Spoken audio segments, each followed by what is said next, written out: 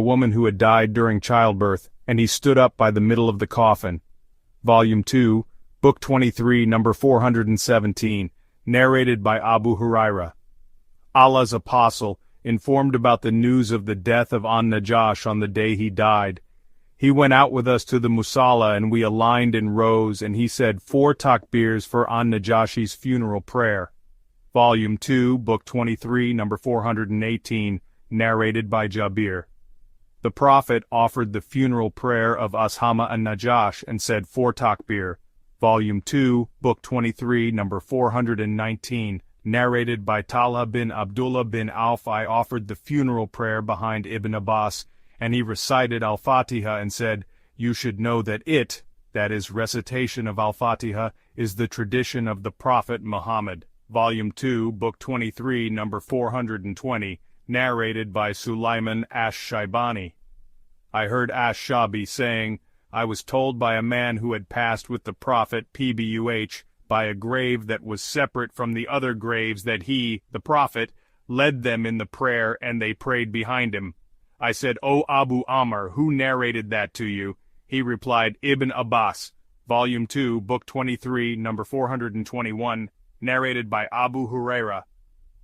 A black person, a male or a female, used to clean the mosque and then died. The Prophet, Pbuh, did not know about it. One day the Prophet remembered him and said, "What happened to that person?" The people replied, "O Allah's apostle, he died." He said, "Why did you not inform me?" They said, "His story was so and so, that is regarded him as insignificant." He said, "Show me his grave." He then went to his grave and offered the funeral prayer. Volume 2, Book 23, number 422, narrated by Anas. The Prophet said, "When a human being is laid in his grave and his companions return and he even hears their footsteps, 2 angels come to him and make him sit and ask him, 'What did you used to say about this man Muhammad?' He will say, 'I testify that he is Allah's slave and his apostle.' Then it will be said to him, 'Look at your place in the hellfire. Allah has given you a place in paradise instead of it.'" The Prophet added, "The dead person will see both his places, but a non-believer or a hypocrite will say to the angels, 'I do not know, but I used to say what the people used to say.' It will be said to him, 'Neither did you know, nor did you take the guidance by reciting the Quran.' Then he will be hit with an iron hammer between his 2 ears, and he will cry, and that cry will be heard by whatever approaches him except human beings and jinns. Volume 2, Book 23, number 423, narrated by Abu Huraira. The angel of death was sent to Moses, and when he went to him, Moses slapped him severely, spoiling one of his eyes. The angel went back to his Lord and said, "You sent me to a slave who does not want to die." Allah restored his eye and said, "Go back and tell him," that is Moses, "to place his hand over the back of an ox, for he will be allowed to live for a number of years equal to the number of hairs coming under his hand." So the angel came to him and told him the same. Then Moses asked, "O my Lord, what will be then?" He said, "Death will be then." He said, "Let it be, now." He asked Allah that he bring him near the sacred land at a distance of a stone's throw. Allah's apostle, Pbuh, said, "Were I there, I would show you the grave of Moses by the way near the red sand hill." Volume 2, Book 23, number 424, narrated by Ibn Abbas. The Prophet, Pbuh, offered the funeral prayer of a man one night after he was buried. He and his companions stood up for the prayer. He had asked them about him before standing, saying, "Who is this?" They said, "He is so-and-so and was buried last night." So all of them offered the funeral prayer. Volume 2, Book 23, number 425, narrated by Aisha. When the Prophet became ill, some of his wives talked about a church which they had seen in Ethiopia, and it was called Maria. Salma and Habiba had been to Ethiopia, and both of them narrated the church's beauty and the pictures it contained. The Prophet raised his head and said, "Those are the people who, whenever a pious man dies amongst them, make a place of worship at his grave, and then they make those pictures in it. Those are the worst creatures in the sight of Allah." Volume 2, Book 23, number 426, narrated by Anas. We were in the funeral procession of the daughter of Allah's apostle, and Allah's apostle was sitting near the grave, and I saw his eyes full of tears. He said, "Is there anyone amongst you who did not have sexual relations with his wife last night?" Abu Talha replied in the affirmative. And so Allah's apostle told him to get down in her grave, and he got down in her grave and buried her. Volume 2, Book 23, number 427, narrated by Jabir bin Abdullah. The Prophet collected every 2 martyrs of Uhud in one piece of cloth. Then he would ask, which of them knew more of the Quran? When one of them was pointed out for him, he would put that one first in the grave and say, "I will be a witness on these on the day of resurrection." He ordered them to be buried with their blood on their bodies, and they were neither washed, nor was a funeral prayer offered for them. Volume 2, Book 23, number 428. Narrated by Uqba bin Amir.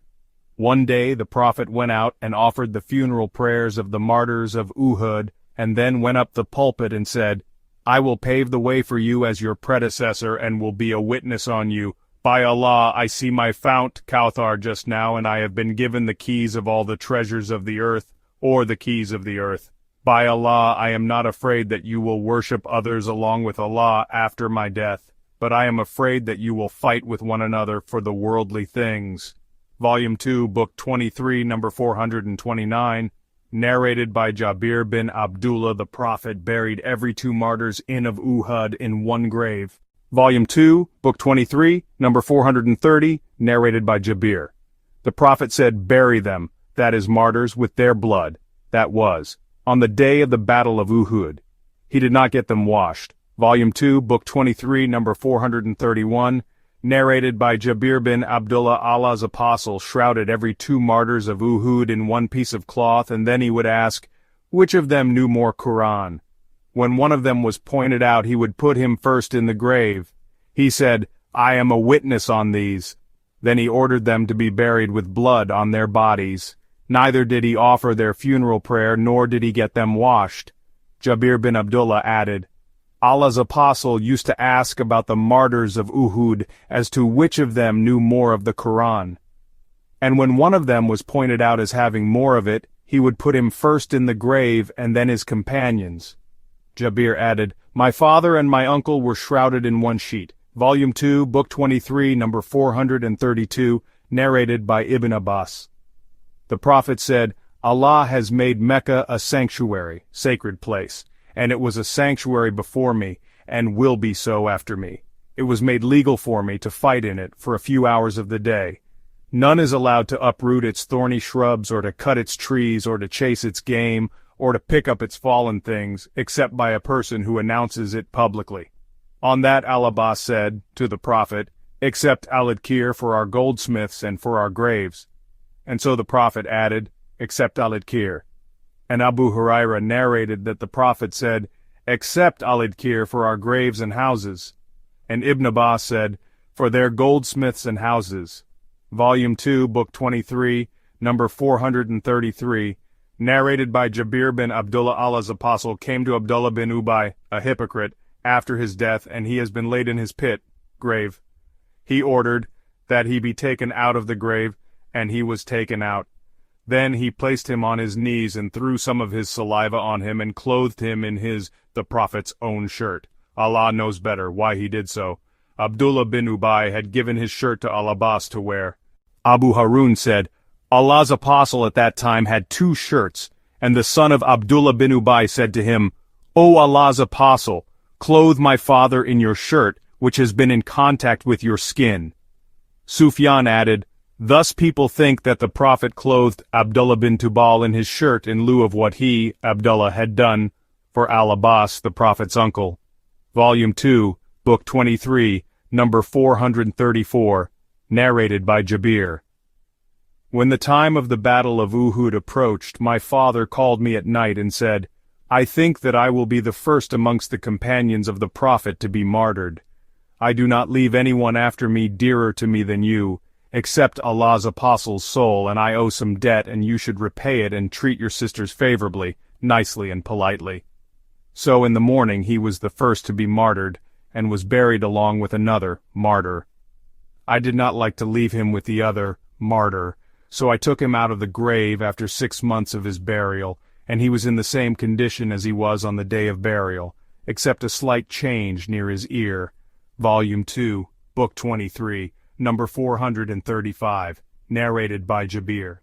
A man was buried along with my father, and I did not like it till I took him, that is my father, out and buried him in a separate grave. Volume 2, Book 23, number 436, narrated by Jabir bin Abdullah.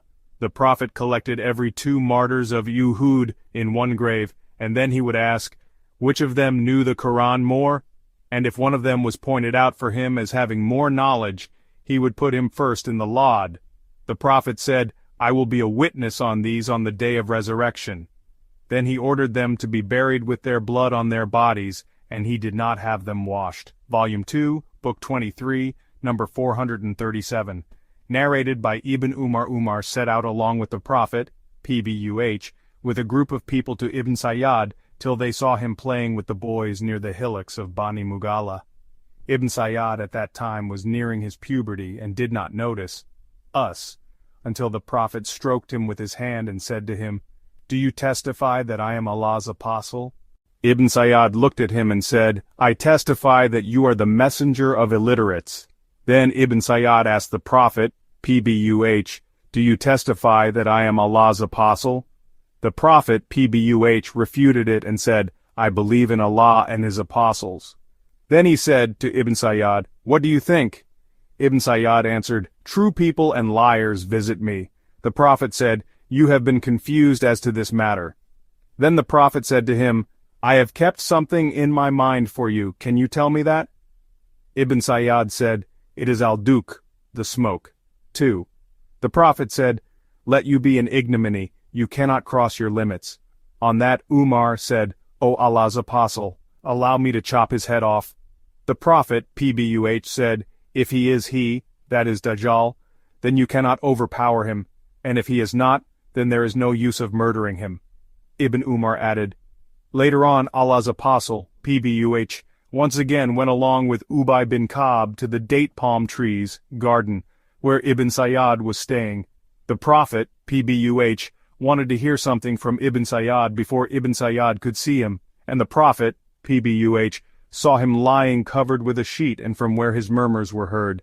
Ibn Sayyad's mother saw Allah's apostle while he was hiding himself behind the trunks of the date palm trees. She addressed Ibn Sayyad, O Saf, and this was the name of Ibn Sayyad, Here is Muhammad. And with that Ibn Sayyad got up. The Prophet said, Had this woman left him, had she not disturbed him, then Ibn Sayyad would have revealed the reality of his case. Volume 2, Book 23, number 438, narrated by Anas. A young Jewish boy used to serve the Prophet, and he became sick. So the Prophet went to visit him. He sat near his head and asked him to embrace Islam. The boy looked at his father, who was sitting there. The latter told him to obey Abu al-Qasim, and the boy embraced Islam. The Prophet came out saying, Praises be to Allah who saved the boy from the hellfire. Volume 2, Book 23, number 439, narrated by Ibn Abbas. My mother and I were among the weak and oppressed. I from among the children, and my mother from among the women. Volume 2, Book 23, number 440, narrated by Ibn Shihab. The funeral prayer should be offered for every child, even if he were the son of a prostitute, as he was born with a true faith of Islam, that is to worship none but Allah alone. If his parents are Muslims, particularly the father, even if his mother were a non-Muslim, and if he after the delivery cries even once before his death, that is born alive, then the funeral prayer must be offered.